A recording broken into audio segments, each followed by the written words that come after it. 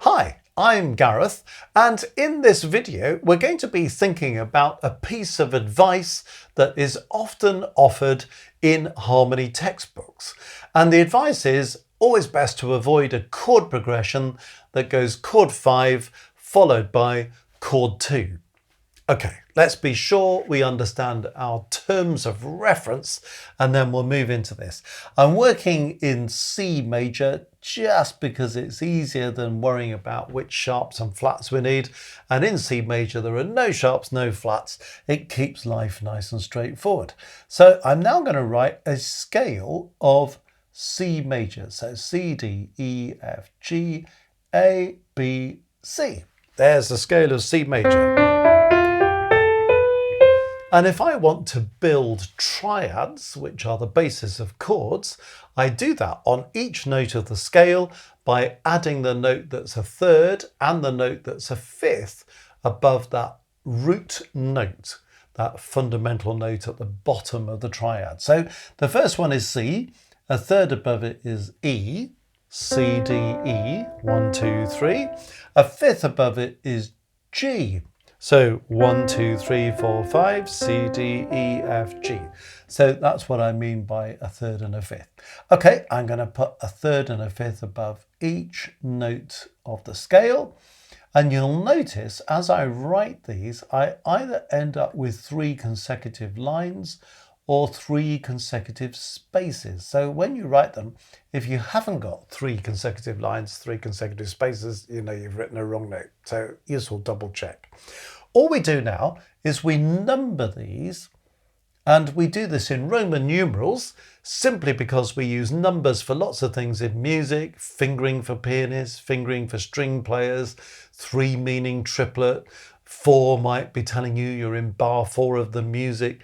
So if we see these Roman numerals, we know we're talking about chords. That's useful, isn't it? So C is the first note of the scale of C major, so the chord on C is chord 1. D is the second note, the chord on the second note then is chord 2, and so on. That's all very straightforward.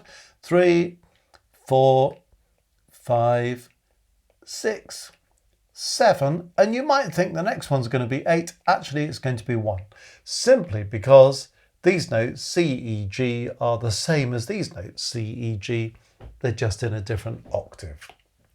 But it's not a different chord because it's the same notes.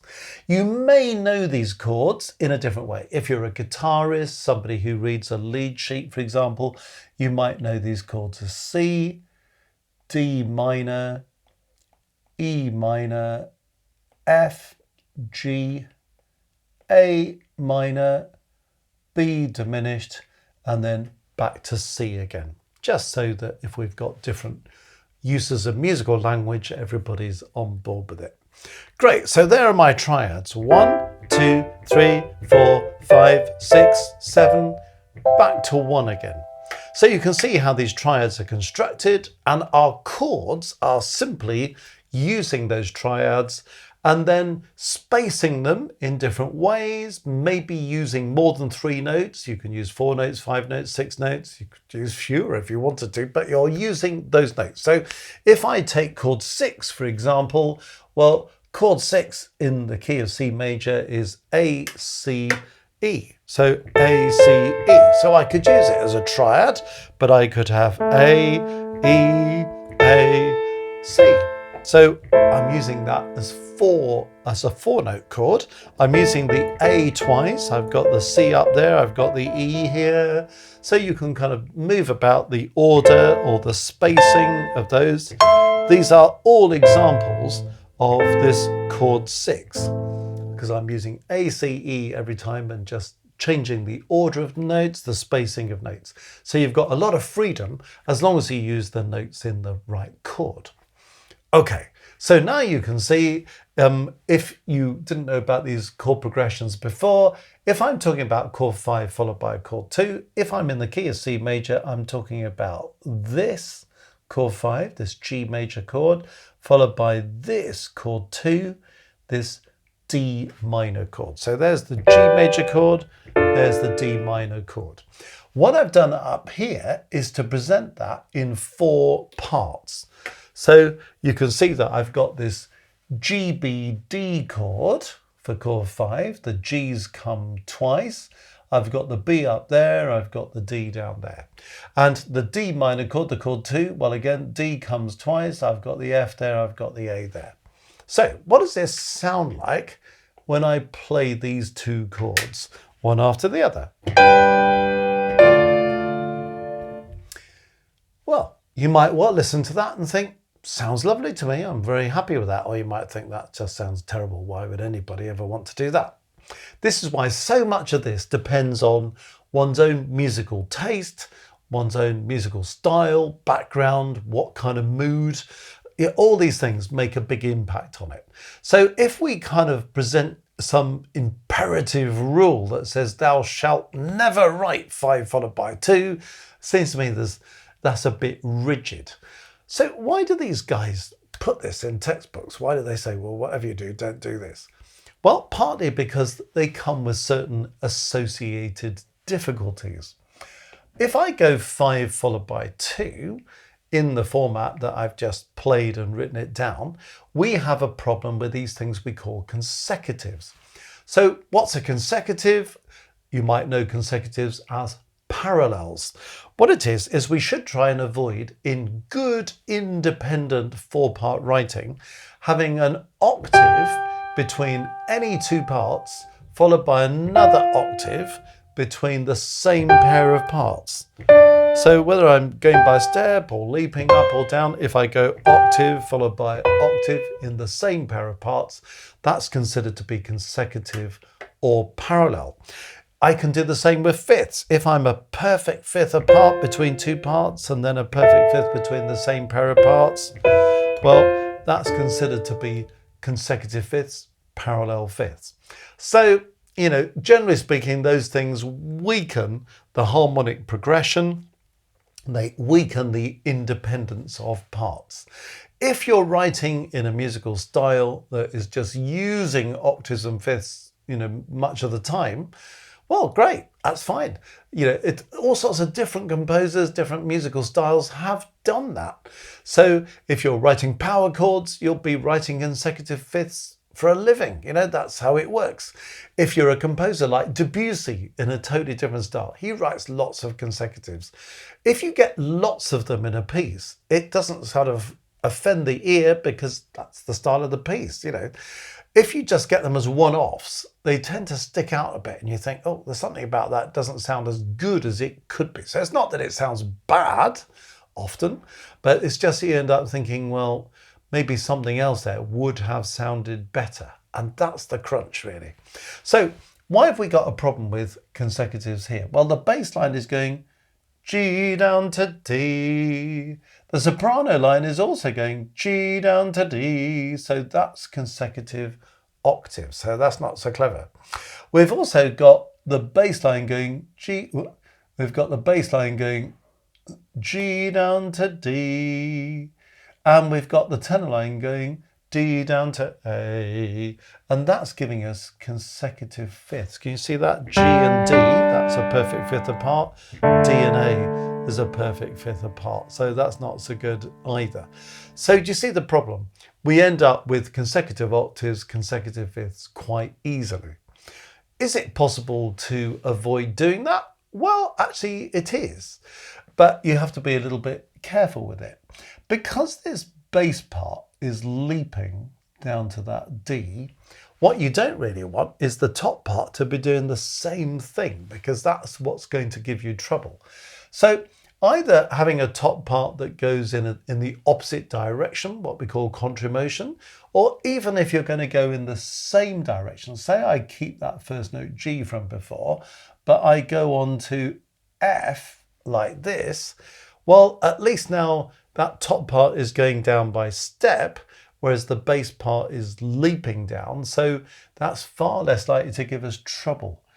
If I do this in the alto part and this in the tenor part, well, the other thing we can discover is that actually we've got a common note here. So in other words, that D comes in chord 5. You can see that D is there. The D is also in chord 2.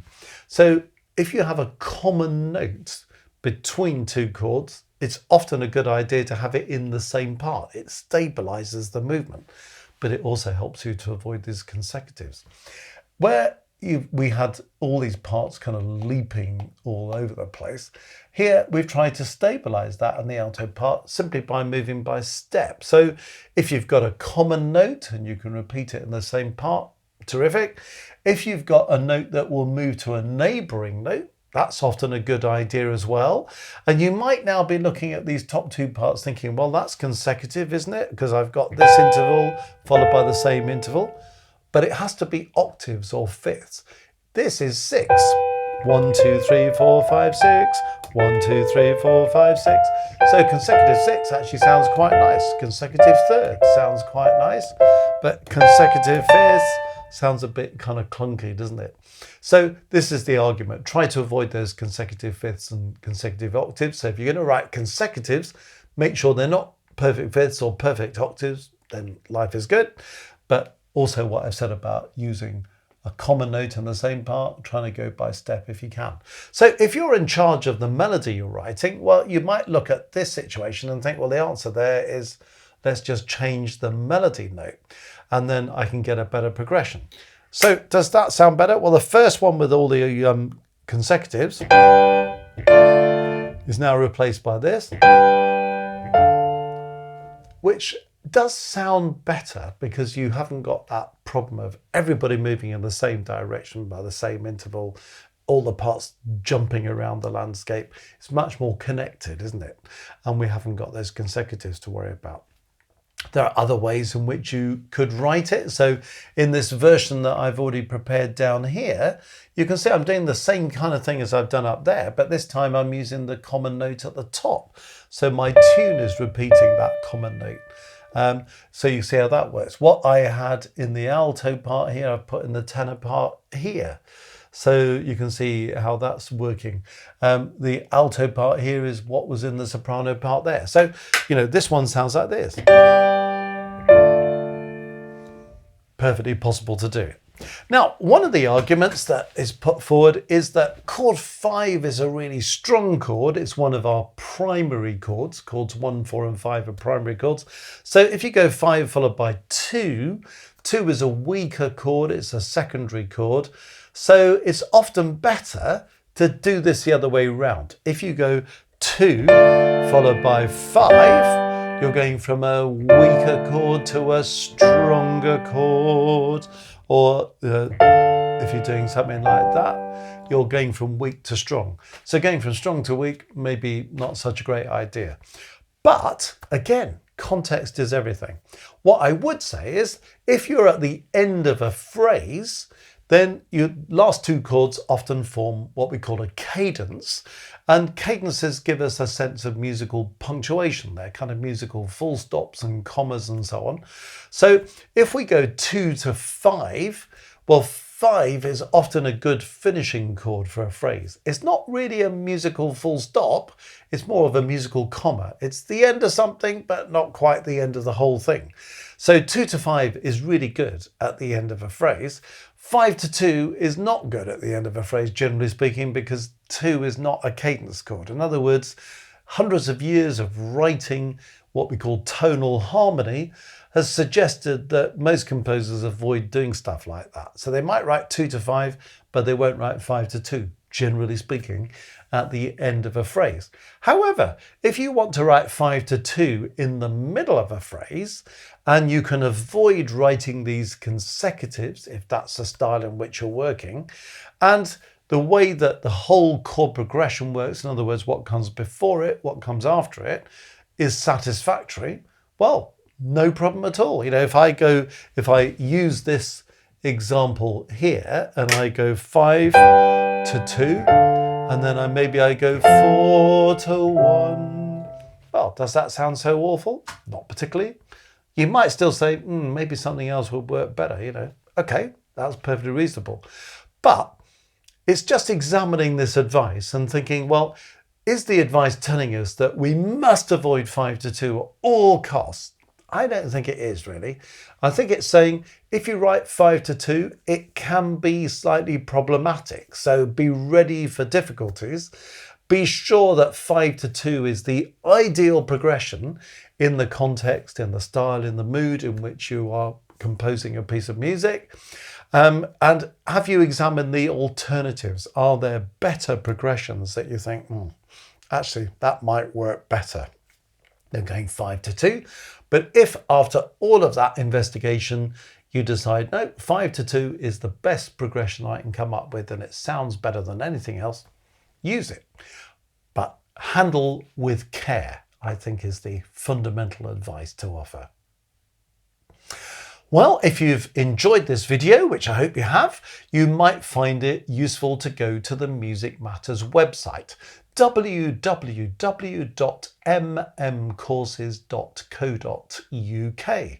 When you get there, you'll find all sorts of resources that could be incredibly useful to you. So we've got courses, we've got a group called Maestros.